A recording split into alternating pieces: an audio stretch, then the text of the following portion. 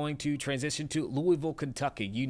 And have heard us report on that deadly crash, that UPS plane crash that took place just over 2 weeks ago. Right now, we're getting an update into that. We're going to go ahead and go to Louisville, where a press conference just got underway. They just walked up to the podium.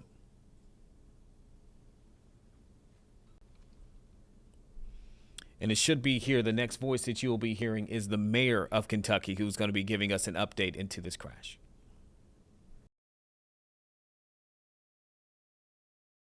We've come together to provide food for the first responders, and we've seen support in ways large and small from all across this community that has been truly heartwarming.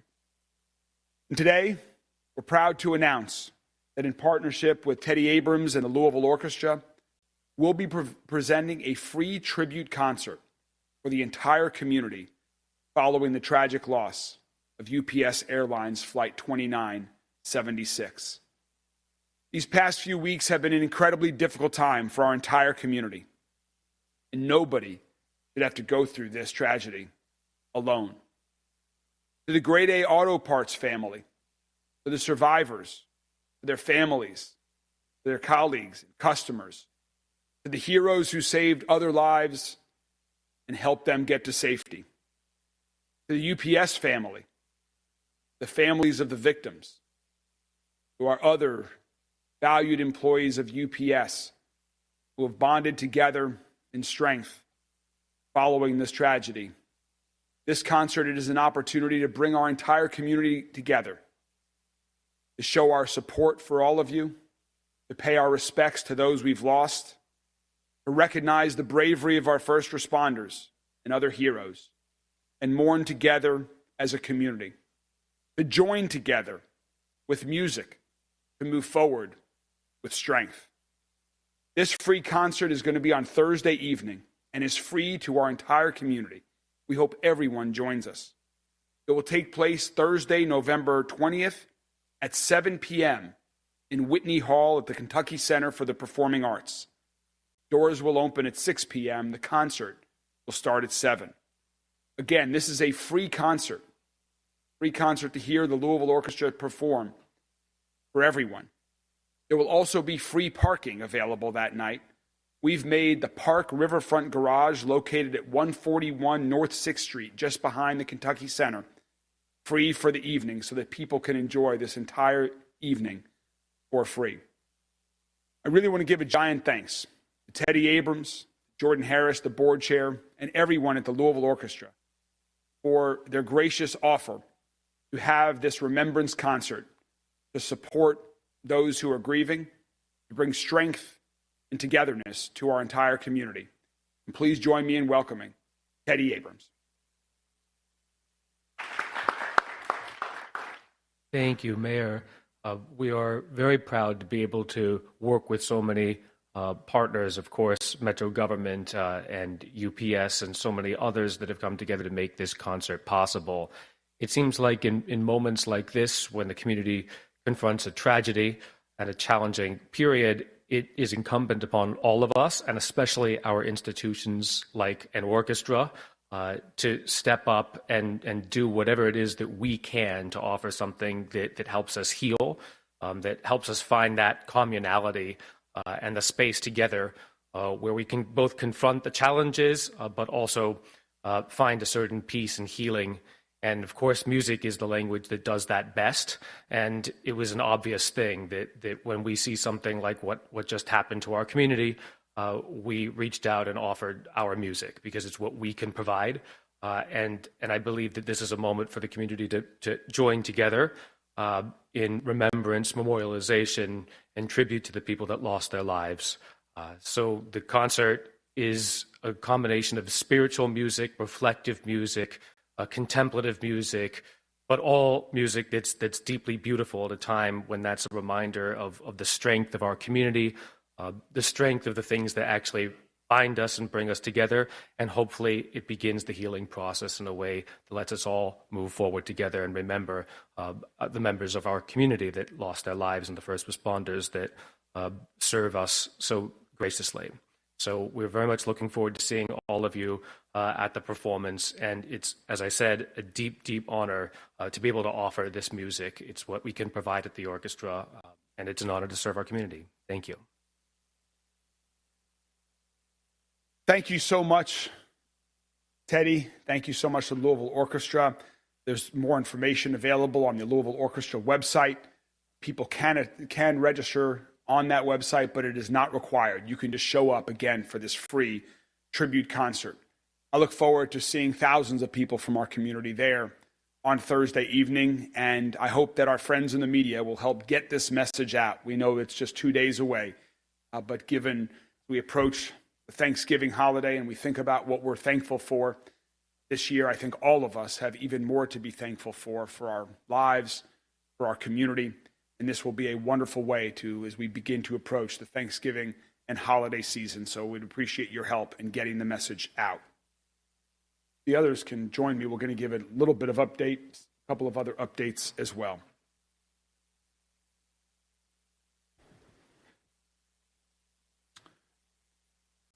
This morning, we're joined by UPS Airlines President Bill Moore. Bill and his team have been mourning the loss of their colleagues. They've been working incredibly hard since the moments after this tragic crash.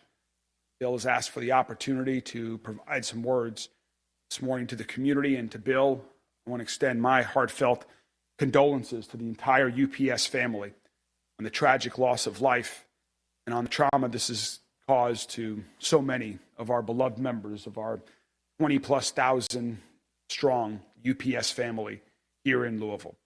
Please join me in welcoming Bill Moore, President of UPS Airlines. Well, thank you, Mayor Greenberg, for this opportunity, and thank you all for being here today. I'd also like to especially thank our first responders. Jody, you and your team have been exceptional, as well as Chief Little, the Okolona Fire Department, and all the other groups that came out to support this accident. You've been exceptional. With the NTSB now completing their on-site phase of the investigation, we wanted to share how UPS has responded and how we will continue to respond in the days and months. But first, I want to express how deeply saddened I am, as well as our entire UPS community, about Flight 2976. My words cannot describe how painful it has been over the last 2 weeks. We know it's been exceptionally challenging. I can only imagine how challenging it's been for the families of the victims. Our hearts continue to be with all those that are affected. And our thoughts and prayers remain with the families who are grieving. And with everyone whose lives were shaken by what happened. We remain committed to supporting the victims' families, understanding exactly what occurred, and do everything we can to support the NTSB. I want to provide you an update on some of the many things we've been working on since the accident occurred on November 4th. Minutes after we learned about the accident, we activated our airline incident response team, and we assembled in our airline headquarters. We immediately contacted the NTSB to make them aware of the accident and begin to investigate what happened.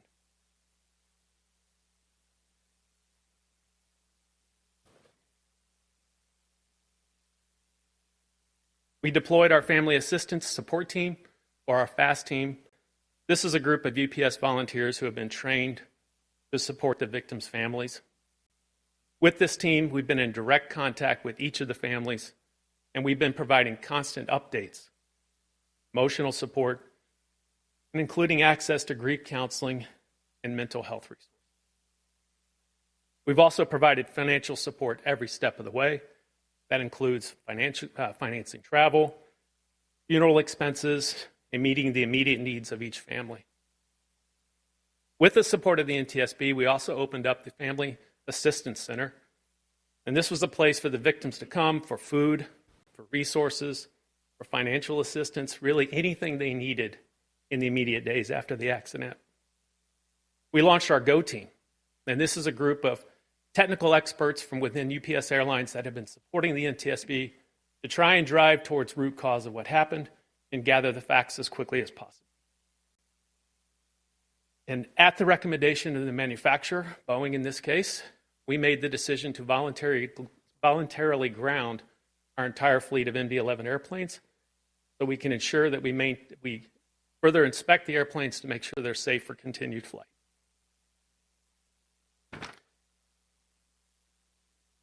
And now to support the families of victims, survivors, and businesses affected, we've opened the Community Resource Center that will continue to assist with additional resources, mental health support, and any financial support that these families and groups may need. I'll just end with this. Our hearts ache for the victims' families, this community, and our employees. And we will continue to support all the needs of impacted by this accident, and we will do everything we can to make it. Thank you.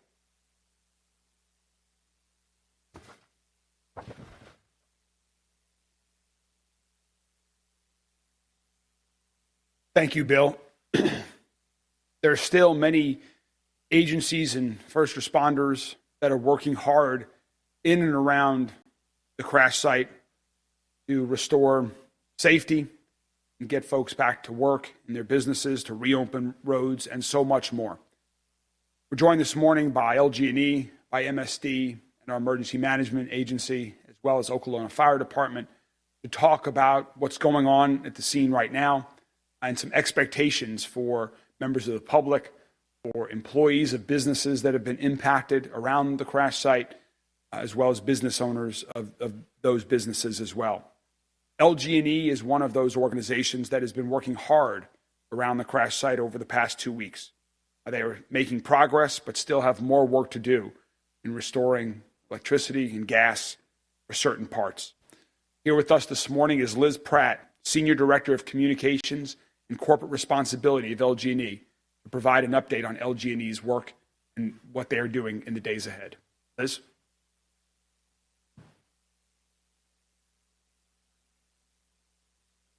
Thank you, Mayor Greenberg, and thank you to all of the responders and local, state, and federal agencies who have remained partners through this response effort. We know it's been an incredibly challenging time for all who were affected, for the surrounding neighborhood, and for our community. And through it all, our community has come together and shown an outpouring of support in so many ways. So to start with the work that we've been doing since the crash occurred and what we're currently doing. Directly following the crash, our immediate focus was making the area safe for the emergency responders and for those in the area by de-energizing power lines and disrupting natural gas service. At that time, about 290 electric customers and 94 gas customers were affected. Since then, our focus has remained on keeping the area safe and restoring customer services. During that time, we've been replacing damaged utility poles, repairing electric infrastructure, and are in the process of replacing natural gas infrastructure. Early on, we were able to reroute power when it was safe to do so for some of our affected electric customers. And last weekend, crews replaced broken poles and damaged equipment along Grade Lane to get power restored. Currently, we have about 90 electric customers and those 94 gas customers still affected. As each area of the site has been cleared, and while cleanup efforts continue, our crews, with the support of many employees behind the scenes, have been assessing our equipment and determining what steps must occur. In many cases, that is requiring replacing and repairing equipment. So right now, our focus remains on Grade Lane.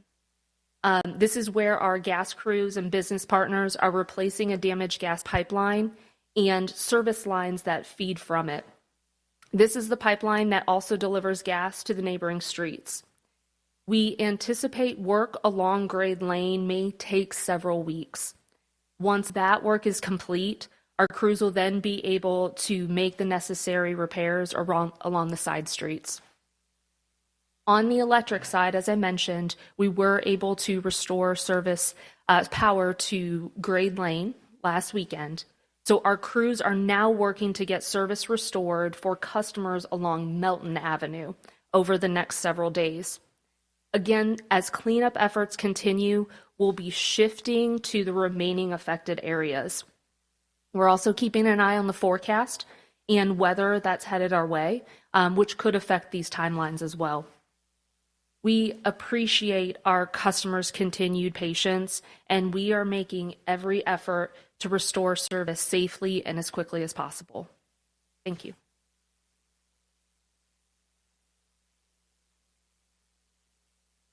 Thank you very much, Liz. MSD is helping to coordinate several local, state, and federal agencies throughout this entire process. And today, you'll hear that we're proud to announce that 95% of the oil from this incident has been contained. To provide more detail on this, the other work that MSD is working to do to protect our environment, our ground, our water, our air, we're joined by the Executive Director of MSD, Tony Parrott. Tony?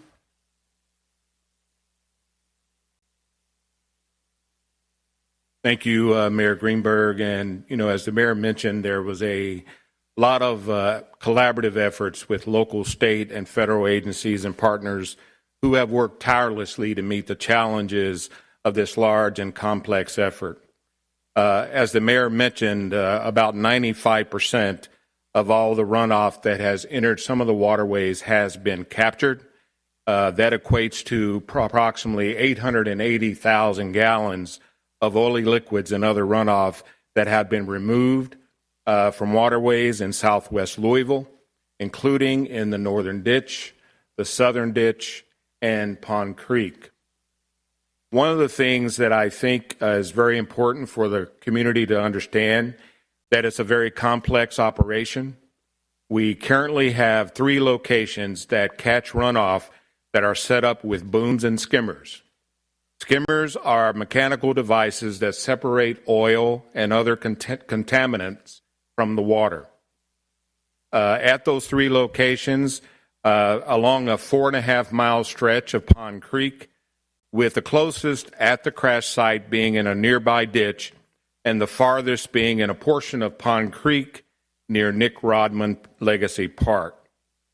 We do know that the waterways will be impacted by the weather this week. The current rainfall will help flush some of the runoff to these collection locations. And so when you think about the ongoing operation and obviously the quick action that we took in the very beginning, we're not aware of any runoff that went further down Pond Creek. We have not seen any oil show up at sites that are close to the Salt River, or we haven't seen anything at the Ohio River.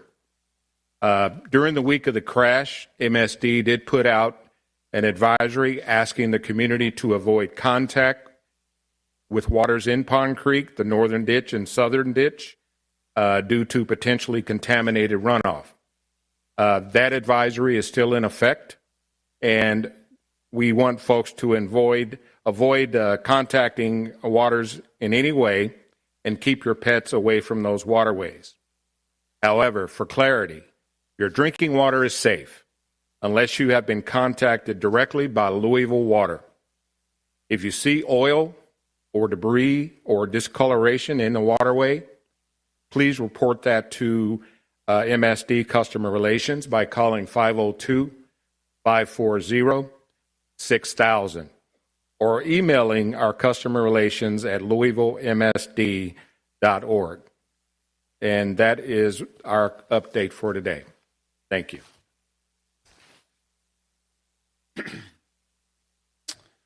Thank you very much, Tony. As Bill mentioned earlier, and we want to continue to encourage people to go to our community resource center that has been set up nearby the airport. and it will continue to provide services to those who were impacted by this incident.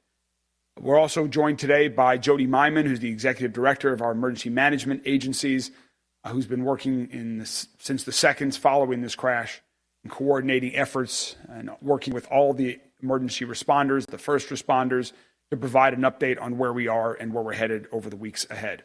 Jody?